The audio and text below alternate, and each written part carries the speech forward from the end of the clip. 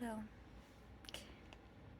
This is another just practice with ASMR.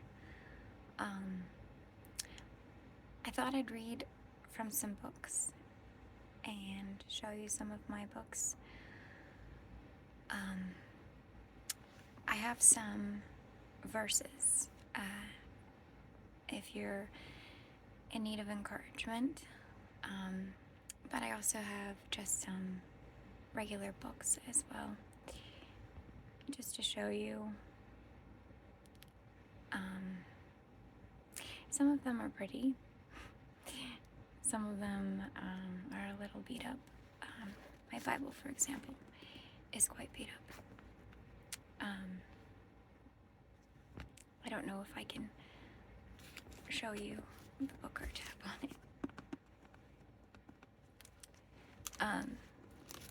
This one is not pretty, but a good Bible is a used Bible, is it not?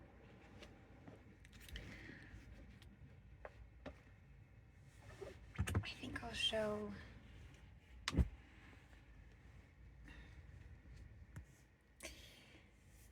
This is a crate I have.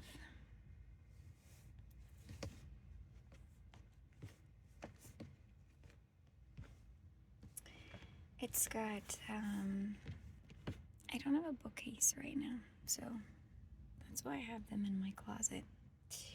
I'm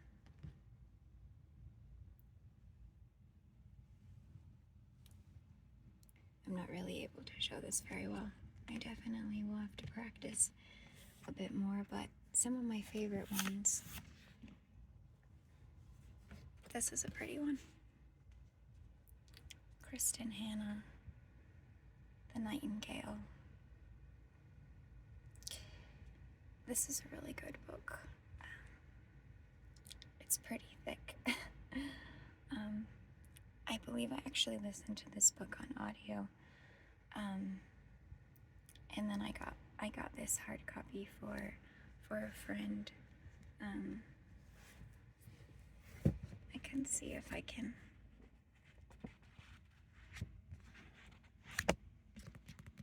I don't know if any of the pages make a nice sound to listen to. It's a little quiet. It's a little quiet.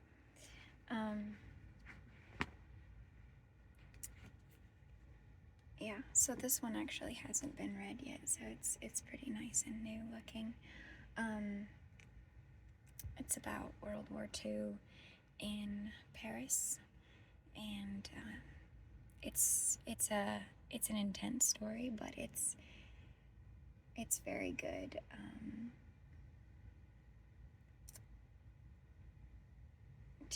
To motivate us to be courageous and resilient. Another book I have that's kind of along the same lines is All the Light We Cannot See. This was made into a series, a Netflix series, and it's really good. I actually like the Netflix series a little more than the actual book, which is probably blasphemous to say.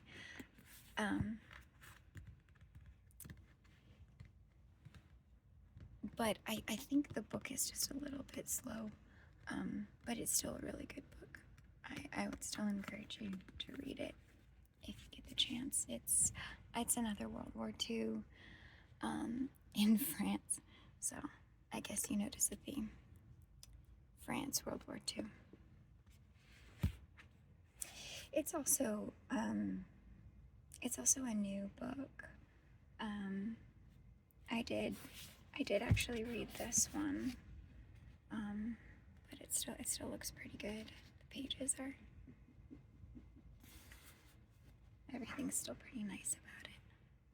I'm holding my phone, so I can't really I can't really open the page for you or tap on it nicely. I can kind of, put it down here and see if you can see it. I can't really show it to you there.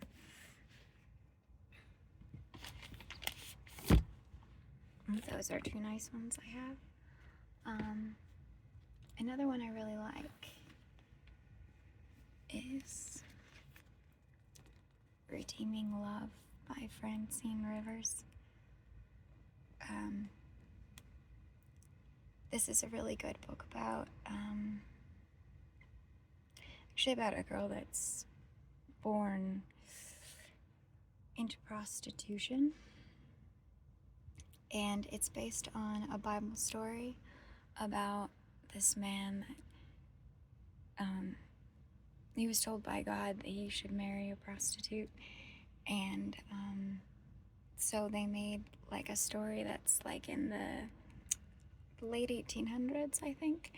I want to say it's like middle 1800s. California's during the gold country. I could read the back of it for you if you want. California's gold country, 1850, a time when men sold their souls for a bag of gold and women sold their bodies for a place to sleep. Angel expects nothing from men but betrayal. Sold into prostitution as a child, she survives by keeping her hatred alive. And what she hates most are the men who use her, leaving her empty and dead inside. Then she meets Michael Hosea, a man who seeks his father's heart in everything. Michael obeys God's call to marry Angel and to love her unconditionally. Slowly, day by day, he defies Angel's every bitter expectation, until despite her resistance, her frozen heart begins to thaw. But with her unexpected softening come overwhelming feelings of unworthiness and fear, and so Angel runs back to the darkness, away from her husband's pursuing love, terrified of the truth she no longer can deny. Her final healing must come from the one who loves her even more than Michael does, the one who will never let her go. A powerful retelling of the book of Hosea, Redeeming Love is a life-changing story of God's unconditional, redemptive, all-consuming love. So, that's the synopsis of, or the back of Redeeming Love. I have to change arms. So, that book is kind of Hosea, I guess, is kind of an example of the way God pursues us. So, some of my books and what I'll read from today has a Christian element to it. So, if that's something that you like,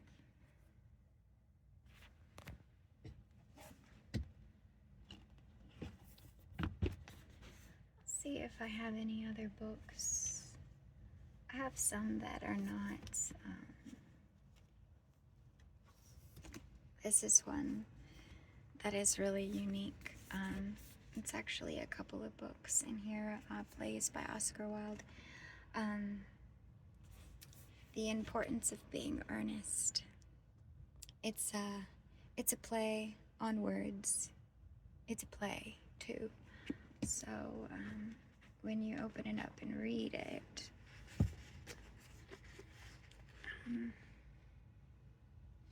well, this is another one in here. Let me get to The Importance of Being Earnest. Let's see. Oh goodness, I can't seem to find it. Here we go. It's the first one. Okay, so when you read this, I don't know if you can see, but if you've ever read a play,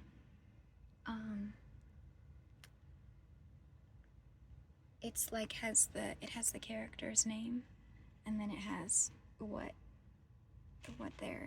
they say afterwards. So it's written like a play. I really like reading plays like that. And the importance of being earnest is it's very comical, kind of whimsical, kind of quirky. Um, I think it's a really funny. I think it's a really funny play. I think it's very witty. Witty is the right word. It's clever, clever and witty. I'll show you one other of the types of books that I enjoy or have in here. I always loved mysteries growing up, so of course I have some Agatha Christie, and this one is the classic Murder on the Orient Express. This was always my favorite one, and I read this book so many times. Even though I know how it ends, I always like to go back and read just how she just how she makes each character and just lays it all out. It's really quite clever as well. I don't think I would be very good at writing a mystery book. They really have to piece it all together, and it's good to go back and read a mystery to catch all those little things you didn't catch before. But yes, this is one of my favorites for sure. And a good movie too, I think, with Johnny Depp in it.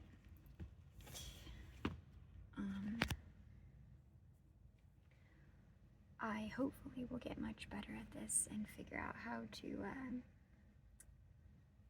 kind of set my camera up so I can do this a little bit better, but this is just a practice and trial, so so bear with me a little bit here.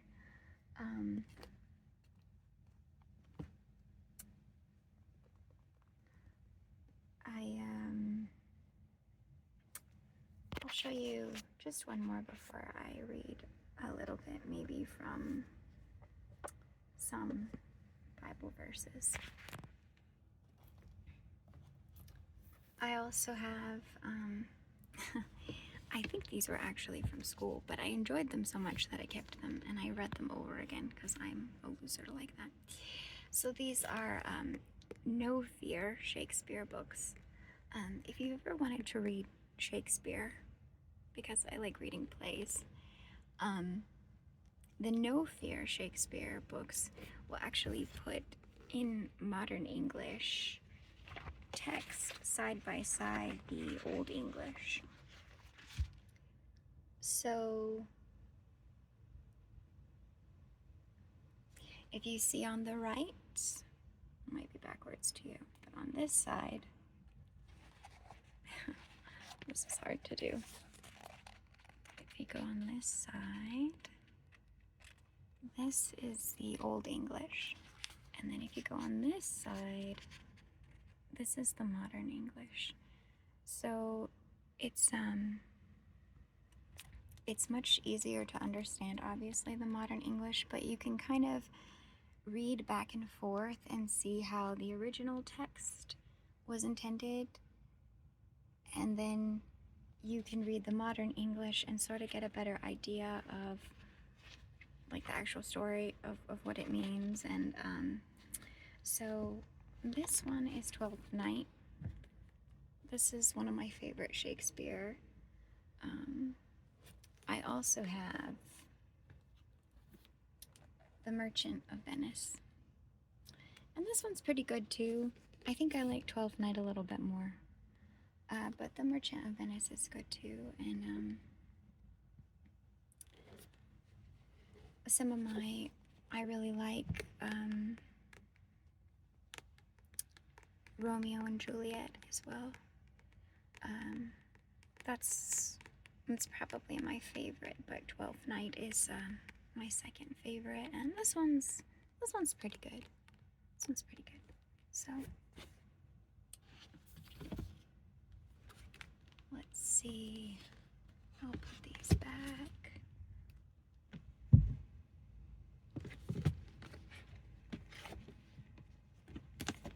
I don't know if you can hear these sounds or not, but we're just giving it a try. The last thing I was gonna read is I have this book of Bible promises, and it's kind of handy because if you can just look and see, like, for example, like times when you have anxiety or fear. Let's see what else it has written in here. Let's see. In stewardship and faith and trust, for times of rebellion. And it just gives some verses from the Bible that are good for whatever you're dealing with. So let me see if I can find one that I like. Doing this with one hand, so you have to bear with me. Let's see. In finding His will. Let's see. James 1:5. If any of you lacks wisdom, let him ask of God, who gives to all liberally and without reproach, and it will be given to him. So kind of encouragement to pray and ask God for what you're seeking. Psalm 55:22. Cast your burden on the Lord, and He shall sustain you. He shall never permit the righteous to be moved.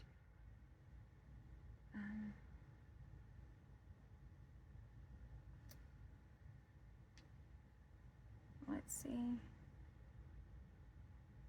This one's kind of interesting. Proverbs 2:4-7. If you seek her as silver and search for her as for hidden treasures, then you will understand the fear of the Lord and find the knowledge of God. For the Lord gives wisdom. From His mouth come knowledge and understanding. He stores up sound wisdom for the upright. He is a shield to those who walk uprightly. So it seems like a lot of those are kind of saying, oh goodness, I keep having my shirt pulled down. It seems like a lot of those are saying, if you're trying to understand God's will, then seek Him. Cast your cares on Him. Pray and make your requests. Sounds simple, but sometimes we need a reminder to do that. When we're feeling low, we feel helpless. We don't know where to go. God is always a place you can go when you feel like you have no other options. Sometimes that's the best place to be, because then you seek things that really have worth and sustenance. Sometimes when things are going well, we get distracted. We become about things that are not really important, and that's just something I've experienced in my own life. So as somebody who is going through a lot and is very sick at the moment, I have to remember that. So well, thanks for listening to this. I don't know if this was a great first attempt at ASMR, but my sad collection of books in my little box right here. And well, anyways, thank you.